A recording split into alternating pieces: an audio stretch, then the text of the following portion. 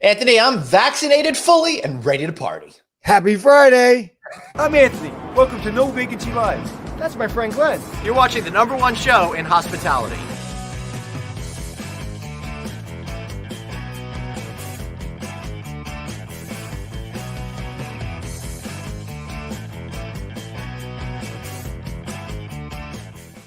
Hey, everybody, welcome.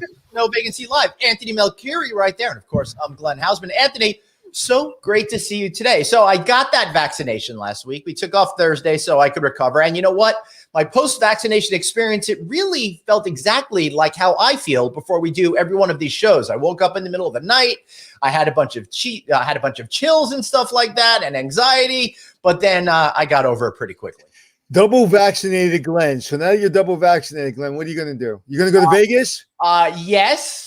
But first, I'm going to be going to the Atlanta Marriott Marquis tomorrow. And the reason why I mentioned that particular property is because there's a Hunter Hotel Investment Conference next week. We're going to be talking to a very special person over at Marriott in just a few minutes. But Anthony, I cannot believe what happened. What happened? What happened? You don't know that we have been named two of the most influential people in the entire world when it comes to hospitality? Yes, that's wonderful. But tell them what I did this morning when I texted you. I said I'm number 2. Why? I don't wake up to be number 2. I wake up to be number 1. He goes, idiot, it's in alphabetical order. Right. You're probably wondering why Abid Butt, CEO and consultant here in the United States, beat you to it. But before we get into that, I do want to remind everybody, listen, our great friends at Eco Tech Waste, Tellurian, right? Because we're going to be talking with Julius Robinson, who runs meetings and events over in the United States for Marriott. And as those events come back, you're going to want to have this great garbage can here. Disposable, inexpensive, does right for the environment, helps save labor costs. I could go on and on. Anthony, it's also available in black and white, different sizes right now. I cannot believe how awesome this is. I went into my friend's office the other day, and he had 2 of those. And I go, where'd you get those? He goes, I listened to your show, bro. Yeah. Be sure, go green. Listen, you can get them on Amazon.com where you can get them. But if you go to Eco-Tech Waste right now, tell them No Vacancy sent you, you'll get off 10% on your purchase, save some money, and keep it in the family. Yeah, buying them at Amazon is like buying a hotel room from Hotels.com. Why would you do that? Right. Well, maybe it's an important part of your strategy from time to time, but most of the time, call Eco-Tech Waste immediately right now. That's eco-techwaste.com. Anthony, all right. So believe it or not, according to the Hospitality Power Index of 2021, we are 2 of the 50 most influential leaders globally in hospitality. How incredible is that? We're blessed. And again, it's the people that listen to the show and the people that hire us. And, we have very little to do with that. So I appreciate everyone that listens. Had something to do with it at all? We had nothing to do with that. And congratulations to our buddy Craig Sullivan, co-host of Friday Night Audit, who is also on the particular list. Our guest, Carlos Flores, from last week. He's the CEO of Sonesta. He made the list. Jerry Inzarello. He's going to be our guest in a very special show this Thursday. He made the list. I could go on and on about all. And it doesn't matter that it was created by Mrs. Houseman, Glenn's mother. It doesn't matter. All right. I'm glad you said Glenn's mother, because if it was my wife, I would have come in 53rd or something like that on the list. All right. So what do you say? We got a power-packed show today with Julius Robinson, the Chief Sales and Marketing Officer, U.S. and Canada with Marriott International. Let's bring him right in. Julius. Hey, gentlemen. Sir.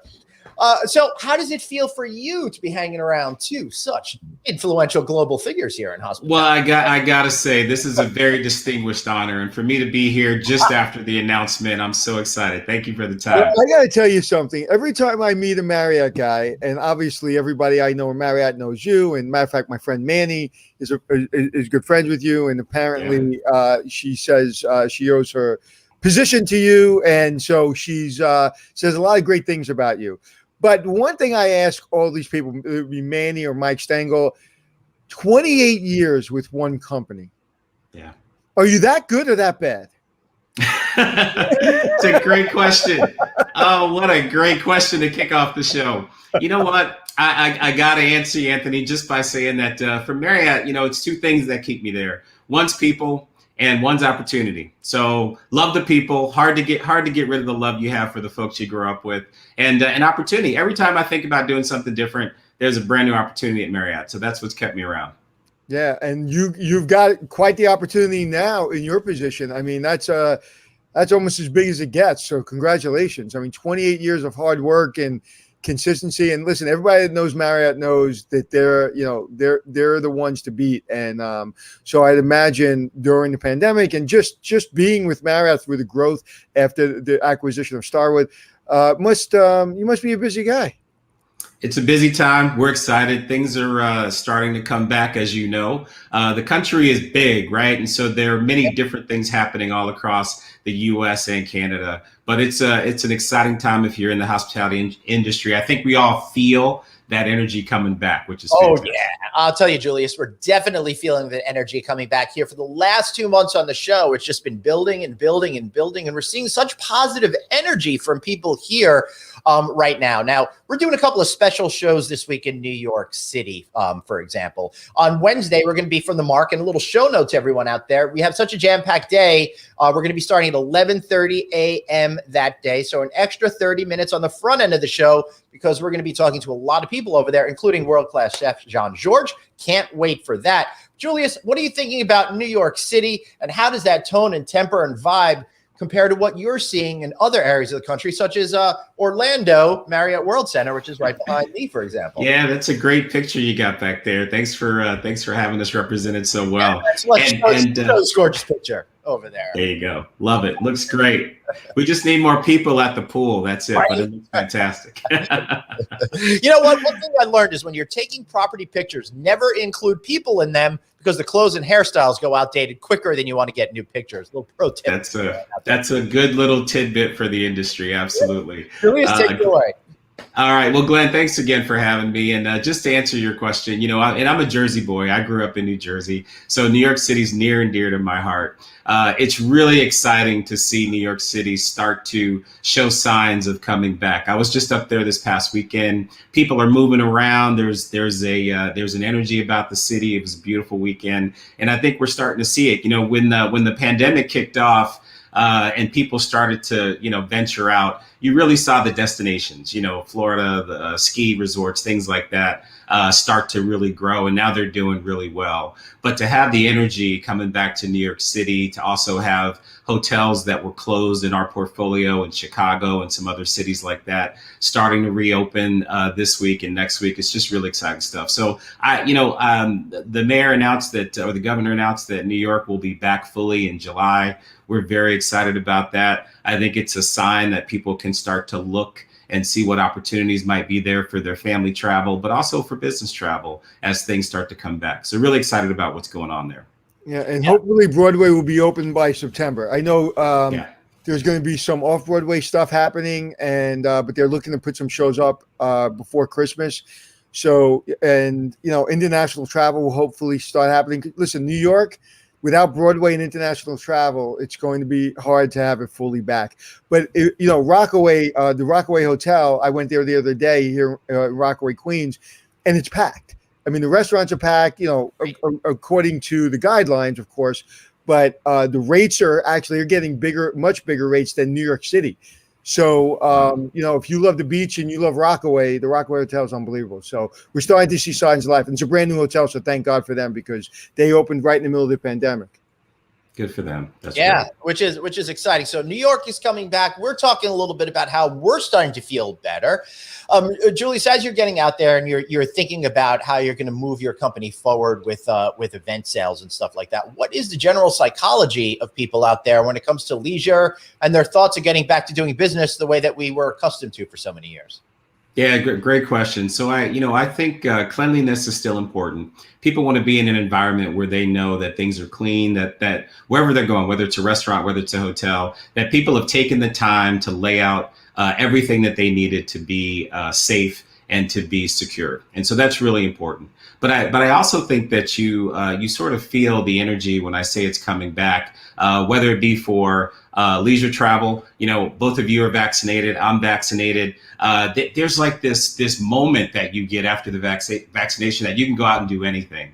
And what we're finding is, within 2 weeks of people getting vaccinated, they're searching our Marriott.com website. They're looking at the Bonvoy app, and they're out looking for travel opportunities. And right now, they can still get pretty good rates in hotels as well as airlines. And but what's interesting is that when we ask customers, rate is the least thing on their mind. It's really about the experience. It's about pulling family and close friends together and just going to explore the world. I think the biggest aha moment for the U.S. traveler, and probably the Canadian traveler too, is that travel feels more like a right in their minds. And so, COVID took that away. And now people are going back, and they're coming back in good ways. So it's interesting you say that, because I feel almost like you said, it's like it's a birthright. It's almost like I'm going. I don't care about the price. It's like, this is the 1 year that, I don't care what I spend on travel. I'm just going to go. And I feel that very much. I feel very as much traveling as we've done, Glenn and I, and as busy as we've been, thank God. I still feel like I need a serious vacation. I haven't had a real vacation in 3 years, right. And I'm going on vacation, and I really need a vacation. And like I said, we've got to be careful. You don't want to spend, milk money, but you're not. This is not the year that I would worry about rates. Right now, it's making sure that you're giving value to your guest, that you're giving great service, and like you said, that now cleanliness is in the front of the house. It's no longer when no one's seeing it. And I just want to make a public service announcement to all those housekeeping carts that look terrible around the hotels, that are just everything's hanging up in the old mop, dirty mop. Stop, because people don't want to see that anymore. Make sure it's nice and tidy. I'm sorry. Right. No, that's all right. I have an announcement. Anthony is launching a new line of housekeeping carts today. I didn't, but that's a good idea. Yeah, I know, right? Actually, it is a pretty decent idea to be able to create something that connotes that sense of cleanliness and collectiveness that we're thinking. I have a question. In your position as Chief Marketing Officer, that's a big title with big responsibilities. What is your number one priority in the next 120 days? Like the next 3 to 4 months, what are you really looking to accomplish for the brand? Because being Chief Marketing Officer in that brand right now, that's no easy task. What do you want the consumer to know about Marriott? Yeah, well, that's a great question. I want them to know that we're open. We're open for business. And that's for their families. That's for the leisure transient guests. But we're also open for business in the meeting space as well. All the things that were pinned up in the past 12, 24 months that you didn't get a chance to do, now's your opportunity to do it. Our hotels, like I said, are open. Even our big hotels in New York and Chicago are now open again. Our staff, our teams, our associates are all welcoming and ready to have you back.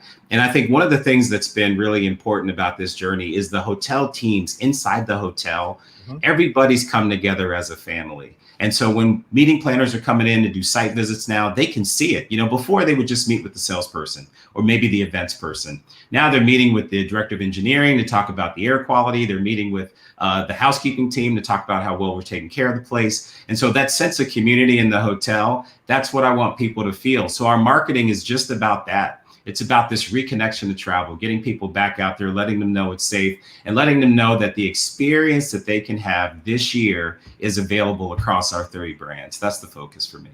So how do you connote that it's safe to travel, that you should travel, that you owe it to yourself to travel in pithy marketing messages that connect with customers?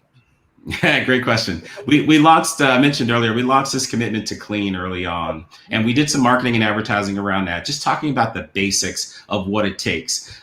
That's great. We're still going to continue that. But to be quite honest with you, Marriott, you should expect a level of cleanliness when you step into any Marriott hotel, right? So now we're evolving that conversation to talk about experiences. once in a lifetime experiences or annual experiences that seem like they were once in a lifetime because we've all been stuck at home. So we're doing a lot around that. Our Marriott Bonvoy Escapes packages that we've launched really connect with people. You know, when you couldn't get out, we saw lots of folks on the website and on our app just searching. So we launched a destination tool on the Bonvoy app to now give people a chance to really start to think about how to put a travel package together. And that's going to be really how we help them guide them back into the hotels. You know, on a different note, I want to kind of mention what Glenn and I went on a tour of the Marriott Marquis in Times Square. And I've got to tell you something. What you've done in that lobby, in those meeting spaces, is absolutely insane. It is beautiful. It is absolutely beautiful, stunning. And if I had a very large corporate convention, corporate meeting, I couldn't think of any other hotel to do it in than that hotel. Not only you're in the greatest location in the city, but the views and the spaces, and they feel fresh and they feel clean, and it's amazing. And not that I wasn't a big fan before, but I don't know, it would have been my first thought, to be honest with you, to have a big convention there. And now it is absolutely state of the art. It was fascinating. That's great to say. Thanks for that. You know, that hotel is largely credited with kind of bringing back that part of New York City. You gentlemen both know that, right? It was when that hotel got built a long time ago that the theme of Times Square and all that started to change. And so we're excited about the renovations. To your point, guest rooms, public space, it's all redone. There's a modern trend and a modern sense of sophistication to it. But make sure it reminds you that you're in one of the greatest cities, if not the greatest city in the world. That hotel inadvertently started my career, because without that hotel, I wouldn't have got the job at the night manager at the Embassy Suites across the street, because the Embassy Suites across the street opened in 1990, just a couple of years after the Marriott. And that's when everybody said Marriott was crazy, that the owners of the Embassy Suites were crazy. And my friends were telling me, you're going to work in Times Square? Are you crazy? It's dangerous. I was like, now it's funny because my kids growing up go to New York City and go to Times Square. They don't give it a second thought. When we were growing up and going into Times Square, it was the opposite. It was like, don't go to Times Square. Yeah, that's exactly right. So Marriott Marquis turned it around, single-handedly turned it around, in my opinion. Yeah, well, if you're out there and you're in the city, you got to stop by the hotel. It looks fantastic. You won't recognize it, but it was a great project. Well, you know what, Julius? I'm going to do that. I'm going to stay there tomorrow night, which I'm actually going to be doing, staying there tomorrow. Awesome. I can't wait to experience a room with the renovation. Anthony and I had this amazing backstage tour when we did that show in Times Square a few weeks ago. So that's exciting. But also, one of the common themes is that's not the only hotel that put in a whole lot of money. A lot of the Gaylord hotels took this opportunity to renovate. A lot of other properties within the portfolio have taken this time to really be sure that now, today, as you're welcoming back travelers, the hotels are in the best possible condition that they could be in, right?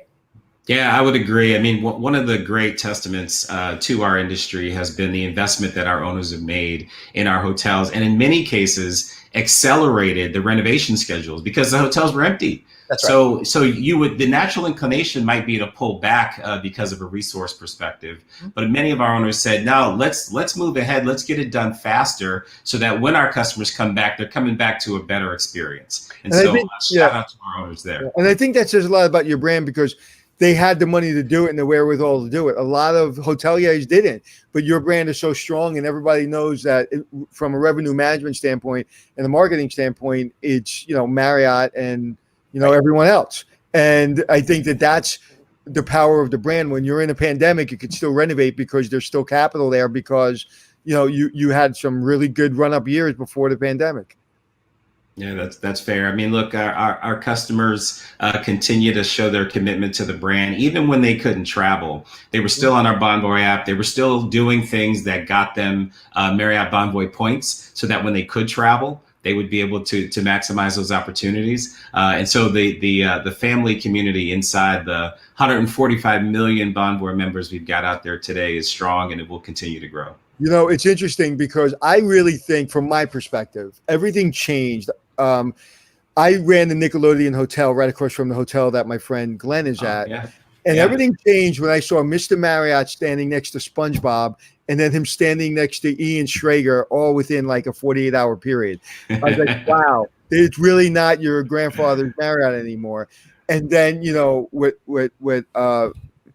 it just went on, and then you acquired obviously Starwood. And so when you think of Marriott, you no longer think of that typical Marriott that we all kind of grew up on. Now it's everything. It's everything from, like I said, SpongeBob to Ian Schrager to Starwood.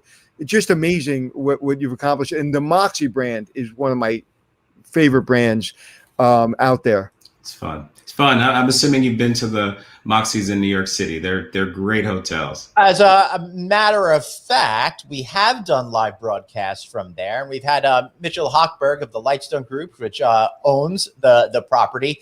He came on, and he was just on a few weeks ago, and we did a whole show on the Miami property that recently opened, which was really fascinating, deep dive look into how one of those hotels are put together. So that's really cool. Yeah, it was a whole lot of fun over there. So, Julius, you've got 30 brands. We do. Yeah, 30 brands right now, which is absolutely incredible. How? Wait, hold on. It was 30 seconds since you asked that question. They have another brand. There's 31 now. How in your role are you able to pay equal attention to all of the different brands to make sure that you're getting them sold, that you're getting people to pay attention to them, you're getting people to understand the differences and nuances between them, because the average consumer might find that a little bit complicated? Yeah, great question. Two things come to mind for me. One is the power of the portfolio, right? So you both talked about it. When you have 30 brands, it really pulls the story together. So, before you might be just a Courtyard traveler, you might be even a Ritz-Carlton traveler, but with the power of the portfolio, it's all about trip purpose, right? There are times when I want to be in a Ritz-Carlton hotel. There are times when I want to be in a W or a St. Regis. There are also times when I want a Moxie, right? Or if I'm traveling with family or going down to Florida or something like that, maybe Fairfield Inn or Town Place Suite suits my needs. So I think we've gotten away as a society from, I'm this type of traveler. I stay in these kinds of hotels. I think it's all about your trip purpose. So the trip purpose being one, but then also the power of the Bonvoy platform and making sure that even, you might go see a real cool ad for a W hotel for a trip, but you might wind up actually booking, a Courtyard or a Residence Inn, because that's what fits your needs for that weekend that you need to be there. Right. And so I think there's power in that. And we do all that we can to bring you in different ways based on what you need that time. And then we'll show you other brands throughout that journey to try to bring you back. Yeah, I love the statement, trip purpose. And it's true, because every trip that you go on, there's a Marriott brand that suits your needs. That's right. Yeah, that's what we strive for. But, don't be surprised if, sometime down the road, there's a couple more, because people's trip purposes are always changing. And then, there might be brands that show up in some countries, but don't show up in others, again, because of the natural localization of some of those communities. I also think that you're going to be refreshing some brands this year in terms of prototypes, new construction prototypes. I'm just making this up out of my own head, but I'm seeing some of the other brands start to make that move now. So I know that I'm going to guess come September, October at either like the lodging conference or one of those conferences, you guys are going to have some new product out there. So everyone record this. And if I'm right, let's show this. If I'm not, we'll just pretend this part of the conversation never happened over there. Also, in terms of what's going on, how is summer going right now for everybody? I know everyone's talking leisure. I'm going to a meeting soon. I'm going to Alice in July. I'm going to AHOA in Dallas in August. I've got stuff going on for the rest of the year after that. It seems to me that while we talked a lot about leisure, and I want you to talk about that now, but we can't forget about that business travel, and there are events that are actually happening out there. You are absolutely right. And we're spending quite a bit of time talking to customers directly about, what are they thinking? What are they feeling in terms of traveling and allowing their people to travel? I think when you summarize it, the small and medium-sized companies, they're out there today. They're traveling. They've got small companies. Many of their associates are vaccinated in those companies. And so they're getting out and doing the business that they need to do. Even in the larger companies, though, what we're seeing is that business travel is starting to come back. And so moderate improvement, we're seeing it week over week. We're in a bit of a quiet period right now, so I won't talk a lot about what the economic forecast looks like. But I can tell you that the industry is going to get. No one will. No. I'm not going to do that. But I can tell you that the it's going to get better. We've partnered with U.S. Travel and AHLA and a few of those organizations. And I think one of the things that we know is that the travel season will probably be extended. It won't be a typical summer travel season. And that means it'll be extended on the front end, people getting out earlier, but also on the back end. And so I think you'll see a really positive travel summer. But I think you bring up a great point. It's no longer just about the leisure traveler. Our businesses are coming back. Their economics look fairly favorable right now. And so we anticipate from the customers themselves on the business side that both transient and group meetings are coming back slowly, and that will get stronger as we get into the fourth quarter. So let's bring it back for a second to a hotel sales director or sales manager that is faced with having to hit certain numbers because, listen, we got to make up a lot of room from last year. They're on the ground, could be in any market. I don't care what market. What advice do you have for that director of sales or that sales manager today that may be different than 2018, 2017? What skill do they need today that maybe they didn't need as much in 2017, 2018? Yeah, flexibility in how they look at the business is most important. So if you think about a typical, business transient hotel where Tuesday, Wednesday night were the peak nights, well, guess what? That may no longer be the case, right? The peak might wind up being Friday night and Saturday night in some of those hotels right now. Right. And so how are these hotels leveraging untraditional booking trends to make really good decisions? That would be one. And then the second thing I'd say, and we talked about this, right? But in terms of how we generate revenues for the organization, we need to make sure that we're thinking about that. And it's no longer, at this price, at this occupancy, you move rate here. You remember the days, Anthony, where we talk about, at what point in occupancy do you start to move rates and things like that. Right now, you've got to manage your business based on travel and flow. And there might be times when you want to be opportunistic to make certain business decisions. And so we're encouraging our folks to do that. We're also encouraging them to do some pop-up stuff, to have some fun with it. You've got, Glenn, you've got the World Center back there. They do these concerts where people can get out on their balconies and enjoy the concert experience because the group's playing down below, right? So using the space in the hotel to do really cool things is important. And even in the suburban hotels, we're leveraging the parking lots for block parties and things like that. Just stuff that is fun. And if we can bring the community in, then we'll start to get a sense of that travel adventure going again. Right. That's awesome. Yes, Michelle, that is the Marriott Orlando World Center behind me right there.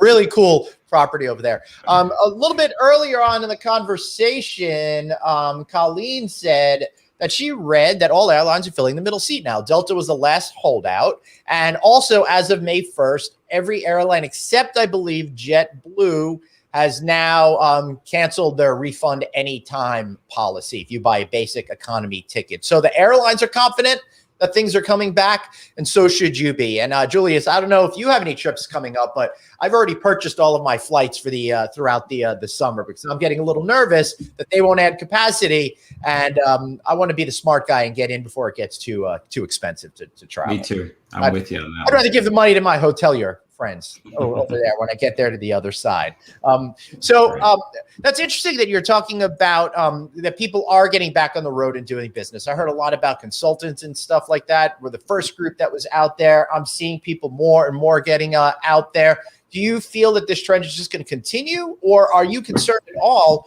that some of these companies that saved so much money over the last year are going to cling to the notion that they could get business done while sitting behind a computer screen instead of accepting the reality that we all need to be in person with each other? Glenn, I've got to tell you, we talked to customers directly about this, and they said, many of them said, we tried the online meeting once or twice, and I think there'll be opportunities, right? It's here to stay. But many of them said that, their executive team immediately after that meeting said, hey, the next time we do this, we're getting together in person. There is nothing like it.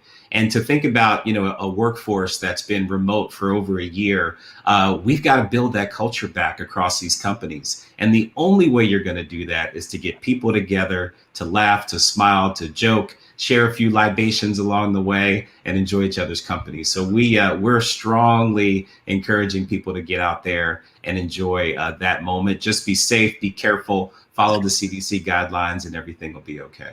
When do you guys get back in the office? Oh, it's a great question. I'm back in the office now. I'm not in my office today, but I do get in the office a couple of days a week. Our hotel teams are back in their offices, managing cautiously and carefully. And then our headquarters in DC will get back to near full capacity early fall. So we're really excited about that. And how about travel, like your executives? Because it's important when Marriott executives are traveling, it kind of sets its own. When will they have budgets and things like that to start traveling? Our executives are out there. Visiting hotels, meeting with teams, talking to associates. We're out there. Now, we don't want to get in their way because they're busy. They're trying to get their engines back up and running. But we're out there as best we can, and we'll continue to be out there now that the world's moving around again. That's fantastic. A couple of friends of the show that have been on here that are CEOs of hotel and management companies are all going out on tours now to visit all of their hotels and remind them they're just still there and give them some positive energy and stuff. So I love seeing all of that. Anthony? And also, we were talking about it a little bit right before we got on of kind of what we want to kind of touch base on. And it was very important to you that we speak about mindset and about what we've been through.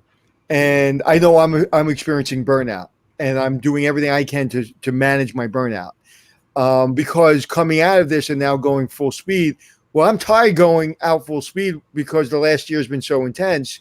So how do I manage that? And I'm doing things to manage my burnout.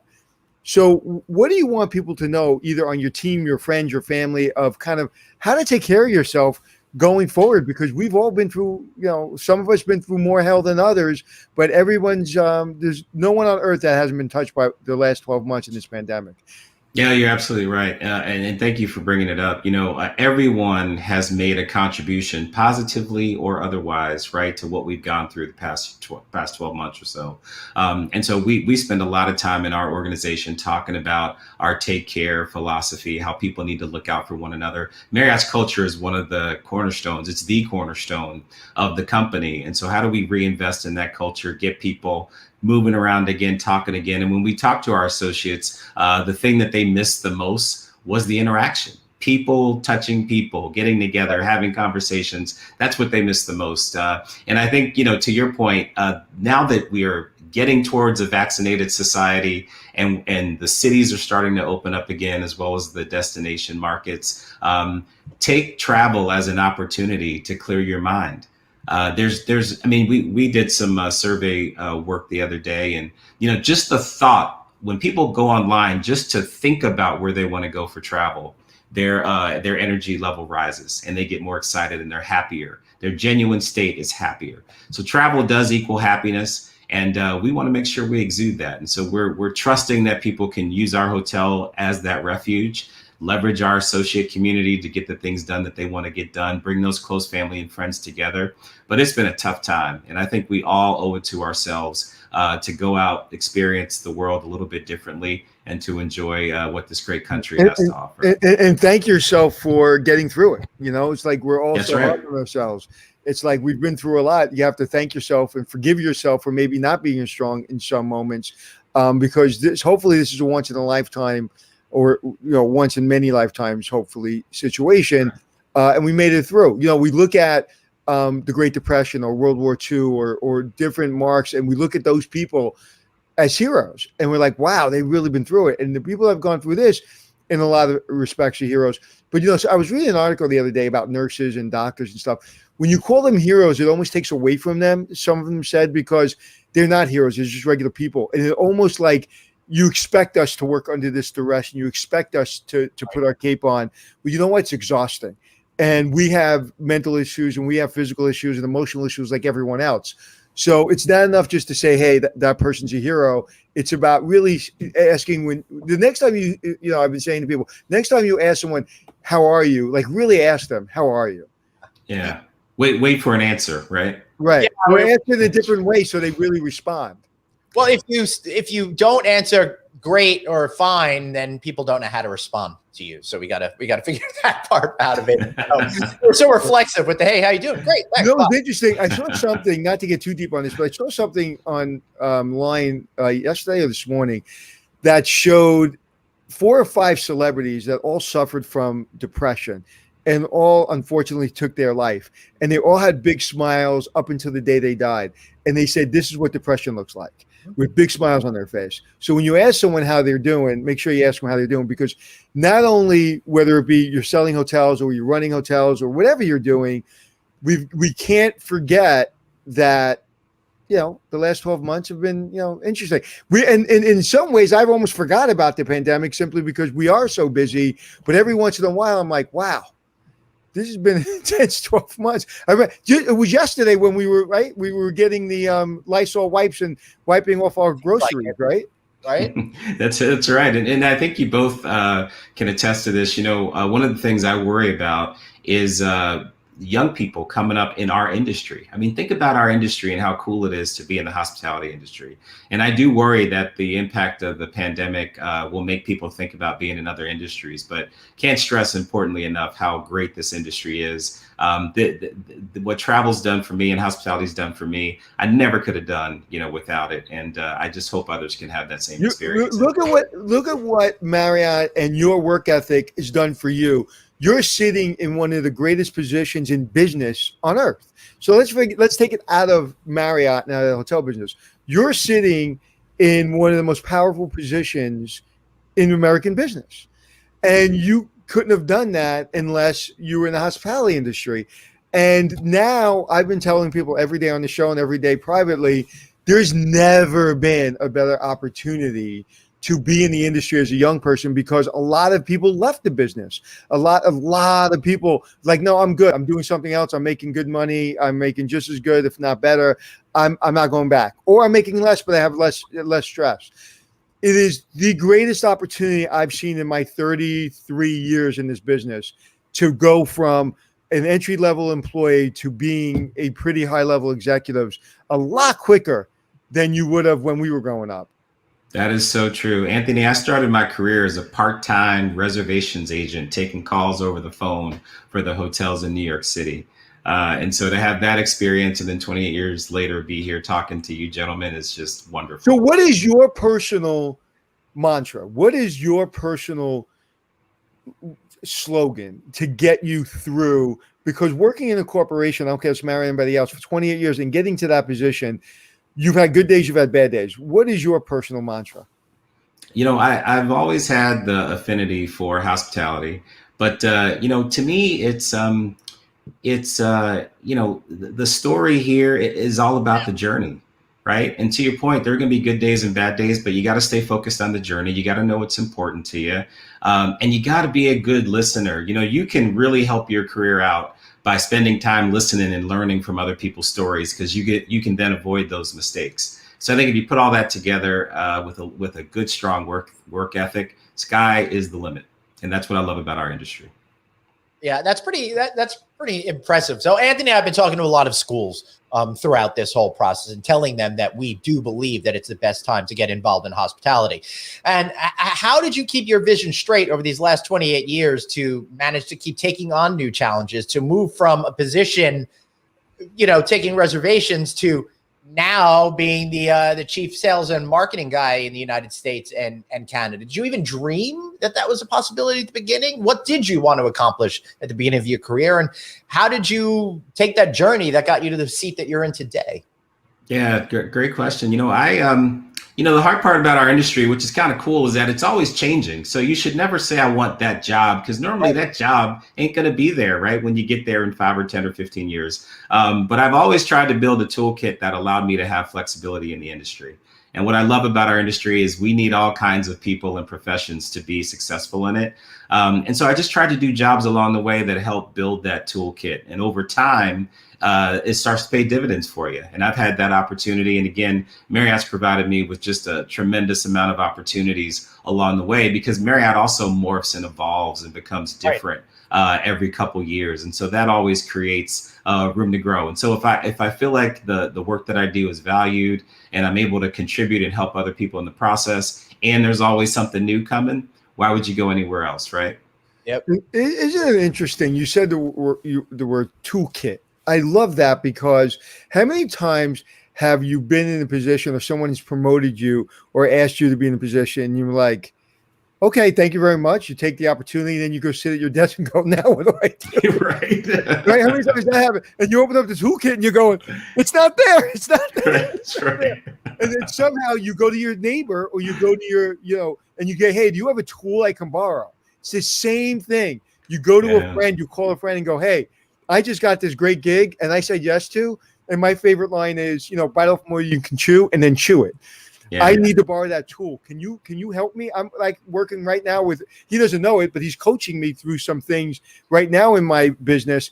And I basically am borrowing tools from him. Right. And how many times have that happened to you in your career? Oh, tons of times. And to your point, as you elevate in your career, you got to have the confidence to take a job knowing you really don't know exactly what you're walking into. Right. But leveraging that toolkit is great. Our late departed CEO, who we all loved, Arnie Sorensen, when people used to ask him that question, he would simply say, just say yes. Just say yes to the opportunity. You'll figure it out. You got friends along the way, and no one's going to put you in a role that they don't want you to be successful in anyway. Right. So just say yes, put your head down and get it done. And for all of us, I think we can all attest to that. And when you say yes, in a year, if it's not your thing, you can go to that same person and say, hey, I did everything you asked me to. I took the job. I said yes. I'm thinking, is there something else? Because I love it, but this. Yeah. One of the things that people have to understand, more than skill, more than tool, is people want you to have a great positive attitude and show up. 99% of if I've had any success in my career, is I just showed up. And showing up is I just put on my suit or my pants and I just walked out the door and I showed up. I mean, there's so many opportunities. Even with Glenn, it's like I have no idea where this is going, and then all of a sudden the podcast is taking off. It's just show up, and then you can always exit if you don't like it. If it's that bad, if it's screwing up your career or your life that bad, you can exit. There's always going to be an exit. But that is so true. And I mean, but really, I want to take the time on this podcast to really, really appreciate you for everything you've done in this industry. 28 years to get to that position is absolutely Herculean. Especially starting as a part-time person in this business. And you're absolutely proof that anything's possible. You just work hard. But that's the thing, right? That's the X factor. Work hard. Right. That's right. Julius, you're also work hard is not 9 to 5 Monday through Friday. Sorry, Joe. You're also at the point of your career now where you probably have that sense that you want others to be able to find success as well. How are you thinking about paying it forward right now to help all those other people that are taking reservations right now achieve your level of status in 2050?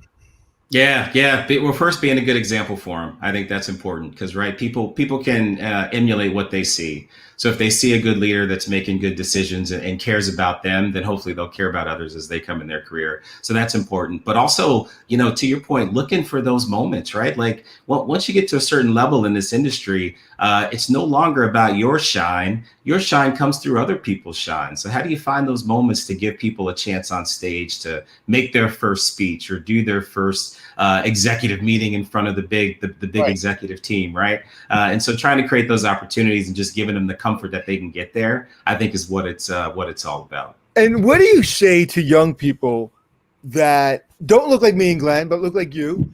And in your position, unfortunately, by that, you mean you're incredibly good looking. He's a lot better looking than me. But being in a position, what do you say to younger people? Because unfortunately, we walk into C-suites and you don't see a lot of Black executives or minority executives. What do you say to those people coming up to say, hey, you got to work hard, there's opportunity? Like, what does that mean to you to be in that position? And let me add that. Do you feel you have more of a responsibility than Anthony and I might feel we have? Wow, loaded questions for the middle of the day, but let me see if I can try and tackle we might those. ask you for coffee, but that would have been rude. Well, I think, like I said earlier, right? You got to emulate what you want people to. What you got to be, what you want people to emulate. And so I think in the African American community, especially, if I can be out there and give people a sense of seeing what an executive can do and could be, I think that's motivating for them. I don't necessarily think I have to do more, but I do think there might be more eyeballs in my community, right? Because there's so few than there might be in some other communities. And so it's important for those of us in positions of leadership to be able to exude that. So I think that's probably the best answer I can give to that. And just do what got you where you are. Just be a role model for everyone, and that's really all you can do is just be a role model. And I know you're a role model to a lot of people. You're a role model to me. I mean, I would have never been able to make a 28. Me and Manny, your friend Manny, who we were talking about on camera, we talk all the time. I was like, Manny, I give you a lot of props, man. You made it for so long at a corporation. I would have been walked out the door in about 3.2 seconds. But that's the best part about our industry, right? I mean, Manny and I, she and I worked together in the last role. I think you mentioned that earlier in the podcast. But we met 24 years ago at a training opportunity, and I remember her and I on the ski slopes on our day off from the training 22 years ago. So when I called her about a new opportunity for her career, it was like calling an old friend, and I think that's the benefit that our industry can be. And then the last thing I'll say on your comment is just, you just got to be prepared and be ready to change the conversation, right? Don't meet everybody's expectations, exceed everybody's expectations, and you'll do fine. When you change the conversation and give executives something new to think about, I think that really hits the gas pedal on your personal career. I had a colonel that eventually became a general, and he said to me, Tony, do a little bit more and you'll go a lot further. And it's really true. A little bit more. Everyone, we all know those people, those A types. Everybody thinks, I have this A-type personality, which I guess I do, but I don't do 37,000 things. I'm not trying to be perfect. I'm not working out 7 days a week. I'm not, watching every single thing that I eat. I'm not trying to outwork everyone. I'm not trying to, make more money than everyone. I'm just trying to be me. And I'm trying to work within my capacity. And as long as you work within your capacity, and my capacity may be more than a lot, but certainly not more than a lot. Just work to your capacity. And when he said do a little more, I literally did a little more. I joined the honor guard. I went to college at night. I worked on the weekends. I showed up on time when he told me to show up on time. So that may seem like a lot more, but to me it was a little more. And who gained from it? I did. That's huge. Beautiful. No, I think that's huge. All right, so before we wrap up with you, Julius, looking forward 22, 23, we keep hearing, things will be back by then. Realistically, what are you thinking about in terms of groups being back to where they were? My biggest concern is not that groups are going to hold events, but that an event had 1,000 people, then maybe they'll have 600 people. That you have the top man or woman in the company that usually brings 1 or 2 people, or like 3 or 4 people in 2019. Now they may be back to bringing that one person. Do you have a sense of how that might play out? Glenn, the way I think about this is I think about when the pandemic first started, right? And our industry just hit a wall like you wouldn't believe, like Anthony talked about earlier. And people said, oh my God, it's going to take years before we get people back in hotels again, right?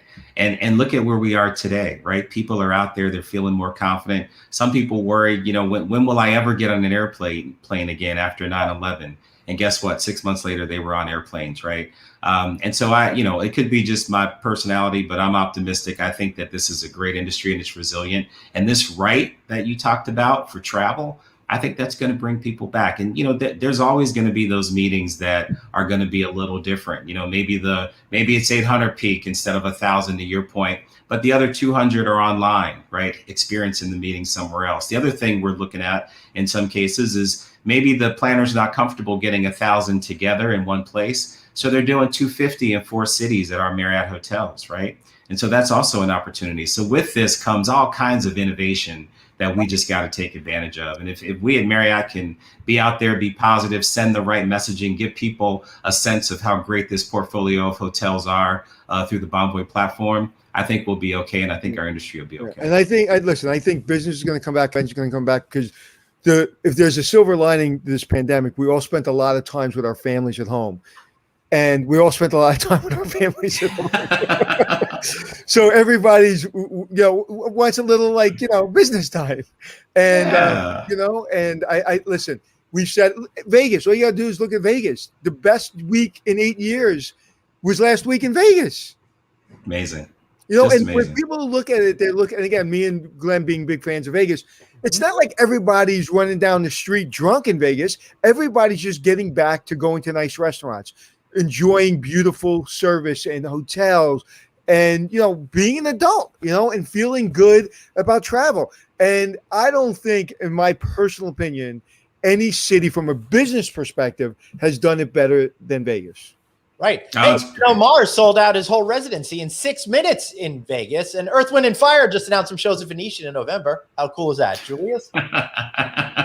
That's awesome. And look, it just takes once. Just get out there and experience it. But I think all of us in the industry just have to make sure that we make that first back experience for our customers a phenomenal one. If we take care of them on the airplane, in the way to the hotel, at the hotel, through the F&B experiences, then they'll come back because they'll feel comfortable, they'll feel excited again, and we can get this industry back where we know it all can be. Beautiful. Any final thoughts, Julius, before we wrap you up? I just want to thank you, gentlemen, for the time. We talked about a lot of things today, but just know that travel's here to stay. Marriott's here to stay. Our engines are moving. We're doing well. Customers are starting to try us and see us again. We've got great new renovated hotels out there, and all the marketing and sales people that are out there helping deliver the experience, as well as our hotel teams. Thank you very much from the bottom of my heart. Thank you, Julius. We really appreciate you. It's an honor. Can't wait to see you, sir, on the road. Be well. Wow, that was excellent. Can I do another public service announcement? Of course, man. Don't call any of your friends in the hotel business for discounts today. Oh, because there are none. Yeah, we talked about this last Wednesday. But I just wanted to say that you look at like me or you or Julius or Manny or whatever. People want call us and say, hey, I know the hotel needs business. So I'll give them business. Give me a good rate. And like, yeah, here's the way you want to go on vacation. Those hotels are very busy.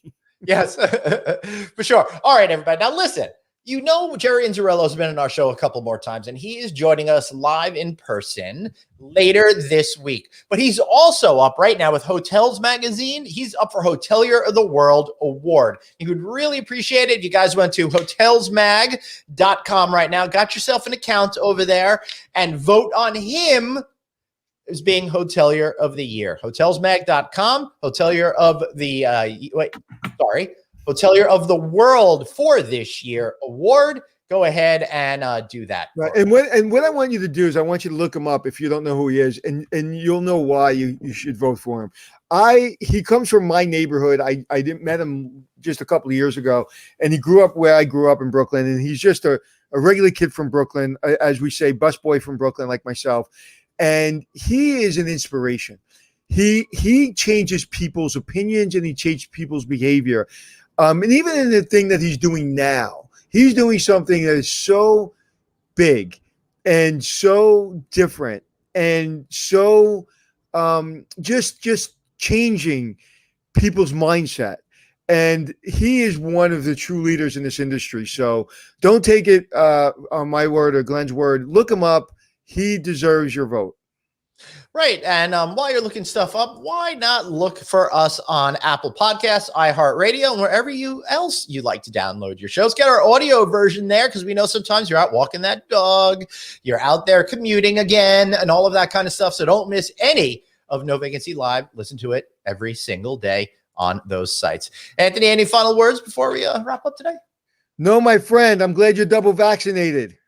I'm feeling really good. I'm gonna give you a big hug and kiss when I see you. Yes. All right. I can't wait for that one. And no, it's Wednesday, right? We're going to be together Wednesday live. We will. We're going to be recording the show with Jerry, but then we've got the extra long special show from 11:30 on Wednesday, where we're going to really be going behind the scenes on what it takes to make a luxury hotel and talk about how all the different departments work in concert with each other to create incredible experiences. And as soon as I leave you, you know where I'm going? I'm getting on a plane to go help develop a luxury hotel. Yes, you are. That's pretty freaking cool. And right now I'm going to go get in a car and go meet somebody for lunch. So I'm excited because I get to have some food. All right, everybody. Thanks so much for being here. And remember, you've got one life, so blaze on and Be kind to yourself. see y'all tomorrow.